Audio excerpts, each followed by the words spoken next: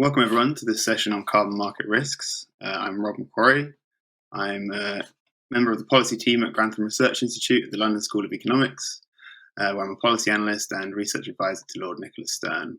I'm joined today by Sebastian Cross, co-founder of BeZero Carbon, which is a global ratings agency for the voluntary carbon market founded in 2020. BeZero Carbon's headline ratings assess the risk associated with over 250 carbon crediting projects across several different sectors. And prior to founding BeZero Carbon, Sebastian worked at Bank of America and the Bank of England. So this is a short one, so we'll jump right in. Recent data show that the VCM is already growing really fast, although many observers still see issues with the credits that are being generated, and many buyers don't disclose their use of credits transparently. So, Sebastian, could you give us a sense of why understanding risk is so important to scaling a market that is effective at driving emissions reductions? Absolutely. So first of all, it's fantastic to be here virtually, at least. So as you say, the VCM is growing rapidly. There's lots of exciting things, but ratings are a key tool that we feel the market requires in order to scale. Everyone knows ratings from financial markets. They look at debt instruments and probability or likelihood of default. They're particularly pertinent in carbon markets because carbon credits are effectively an intangible asset. Right? So what does that mean? You don't actually take delivery of the carbon, and not only do you not take physical delivery of it, but actually the underlying assumptions that go into calculating the number of credits that a project issues, you can't observe some of them. An additionality test relies on a counterfactual. A baseline is a counterfactual scenario you can never observe. And so, whilst you have accreditation methodologies that are set up in order to follow a process to issue credits, those credits obviously have to be a whole unit. You can't trade confidence intervals. But we know that underlying that whole unit, there is a range of outcomes that exist. And so the market needs a tool to be able to understand those outcomes. It's a probabilistic outcome. And so the rating is set up to answer exactly that. What is the likelihood that credit actually achieves a ton of carbon? And of course, this question isn't static either. It's not a one-off assessment that is applicable for the lifetime of a project. These risks are live. They're ongoing, whether it's the risk to nature-based projects from fire or disease, or looking at the regulatory backdrop for a project, whether that's local or national legislation. The market needs a live tool or a dynamic tool to be able to understand these risks in real time and to be able to make informed decisions. And that's what we're providing. Brilliant. Thanks a lot. That's a really great start. I'm curious about the types of projects because, of course, as is fundamental to the whole effort that you're driving at BeZero Carbon, there's a wide range of different types of things that could generate carbon credits, not only in terms of the activity type, but also the scale at which they operate on. And so, could you possibly just fill us in on what kinds of projects the methodology you guys have developed can cover?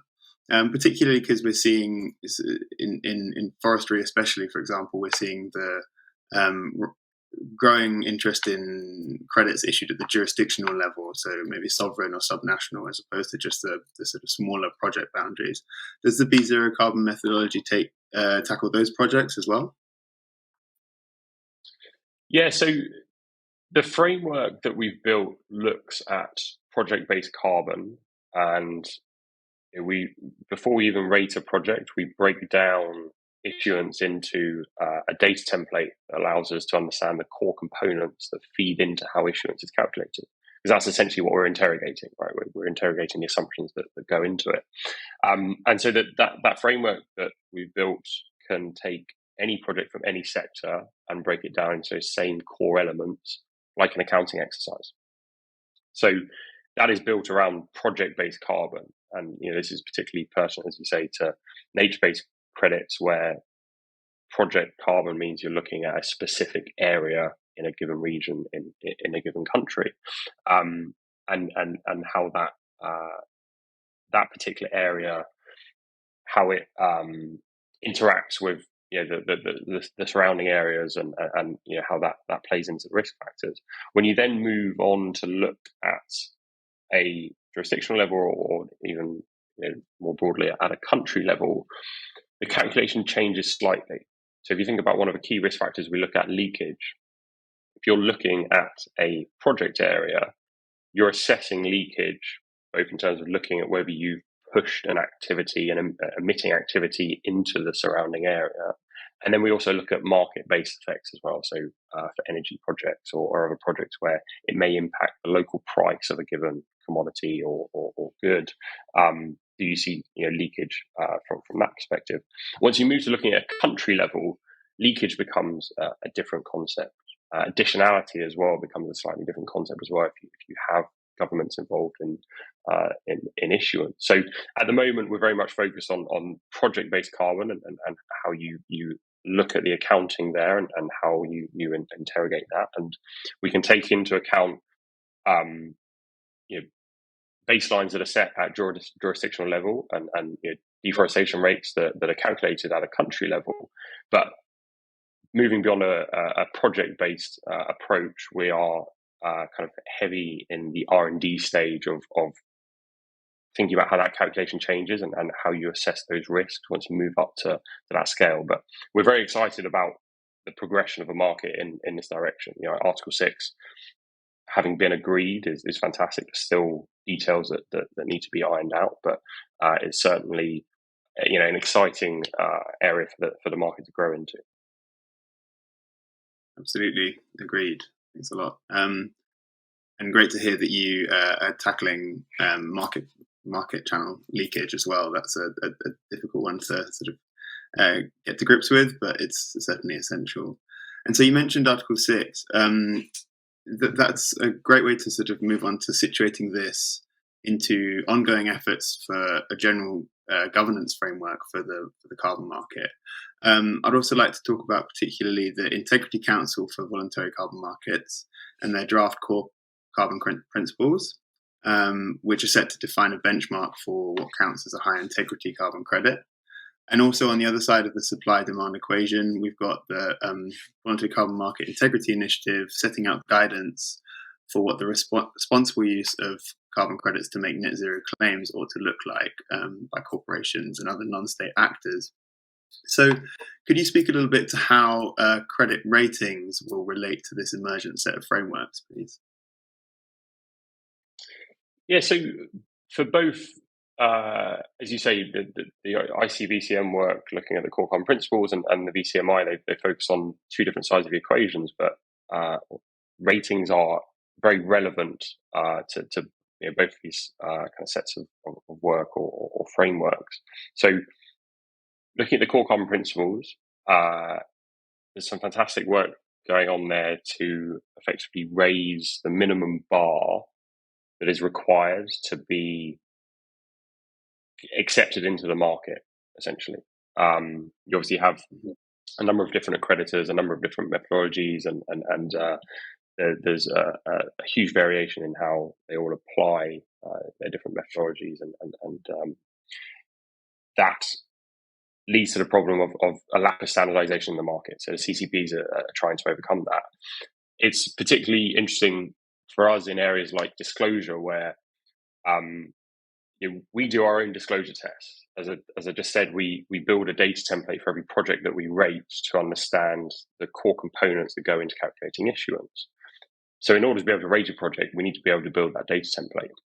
And we don't rely on proprietary information. We only look at publicly available information because we feel that's important, given the nascency of a market, that people can see the information that we're using to feed into a rating.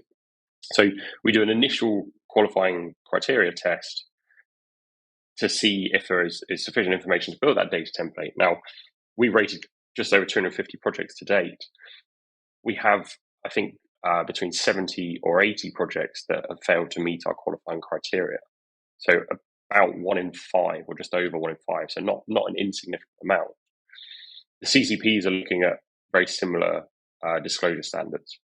being able to understand the basic accounting that goes into a carbon credit project, will be fantastic for us. It will be fantastic for other market participants as well, because it reduces the cost of doing business in this market.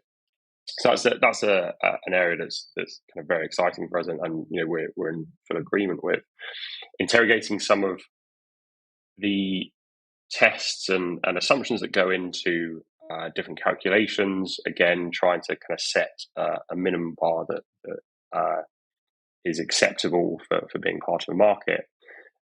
Again, there's areas where this is really helpful. You have a trade-off where trying to set a standard for the whole market and not be too prescriptive is obviously hard. It's a very heterogeneous market. There's a huge range of projects, but you can kind of see the role for ratings in some of the challenges that they face in being able to do this. So additionality, for instance, you have a kind of dual track approach to assessing additionality tests, whereby the project type is either highly additional and kind of passes go straight away, or it's potentially additional and then you have to apply a lot more tests to see whether it passes the binary test. This is exactly where ratings come in, right? We basically unpack that binary question to be able to understand the range of the likelihood that a credit is actually additional, because additionality is effectively a theoretical concept. I can never tell you with 100% certainty that a project or a credit is additional, because I can't go to the counterfactual universe and tell you, well, if a project wasn't set up, I can tell you it didn't happen. So all you can do is introduce more data and more evidence to understand that additionality question. So ratings from that perspective are extremely complementary. CCPs and all the accreditors are constantly looking to improve the tests that they apply to test for additionality. There will always be a range that exists. Ratings will always be required to unpack that range and enable market users to understand that range. And likewise on the flip side with the VCMI. So VCMI, it's always good to have better guidance for people in how they should use offsets as part of a broader process. Right? Offsets are not the solution, part of the solution.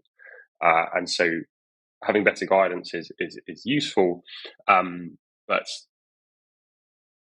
some of the analysis is reliant on labels, effectively, avoidance versus removals. Right, in our database ratings, we have high quality avoidance projects and we have some lesser quality removals projects. Being reliant on that label is the same as being reliant on a binary, and so ratings are trying to introduce more of a scale and a tool that can allow you to understand that. Yeah, perfect. Thank you. Certainly a helpful tool to be able to understand the heterogeneity that exists in the market in a way that is still sort of decision relevant is crucial at this stage.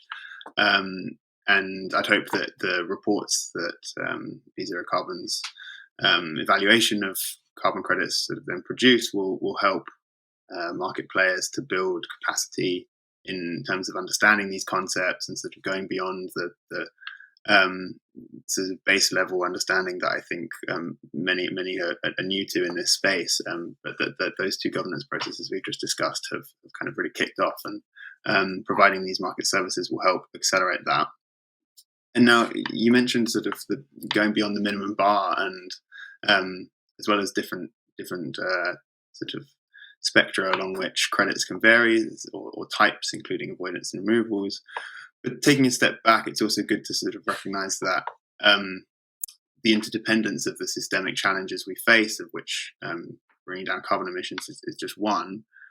Looking at non-climate environmental factors like biodiversity loss and then social factors like inclusion and distributive justice all mean that we need to sort of think about those aspects as well, and think about them in terms of being crucial to the success of reducing carbon emissions per se. So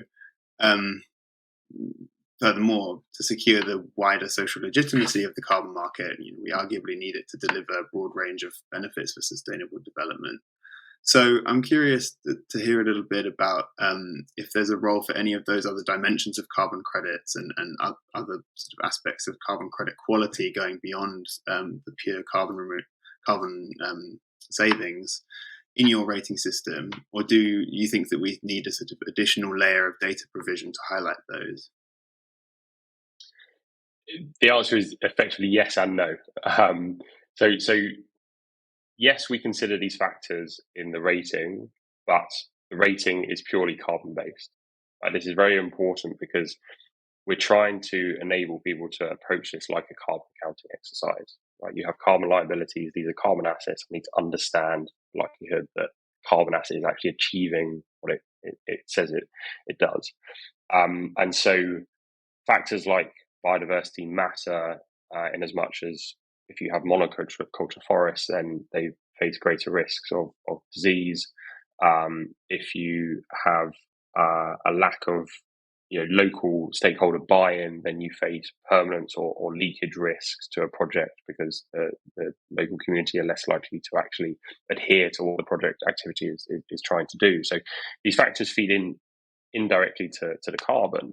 But in terms of the actual factors in isolation, the initial work that we've done in this area has been more of a data validation exercise. So SDGs are at times relatively abused in this market. You have the allocation of SDGs to projects being a bit of a loose exercise. And so the SDGs that users see on our platform are only those that have been allocated by the project and gone through the accreditor. Right. So there's an important kind of data transparency exercise there first. We are then doing a lot of subsequent work to be able to develop tools that can actually allow you to interrogate the validity of that SDG claim and look to again open up the scale that exists. But we won't be merging that with the rating, right? As I'm sure everyone well knows, the trap that ESG falls into is you mix factors that have different metrics, and the output is therefore not something that you can break down and interrogate why one thing's moving and the other thing's going down. As soon as you mix metrics, it becomes very subjective. So having a carbon rating is very important for the carbon market. Understanding biodiversity, social factors and others is also very important, but you shouldn't just bundle them all together because the rating becomes unusable.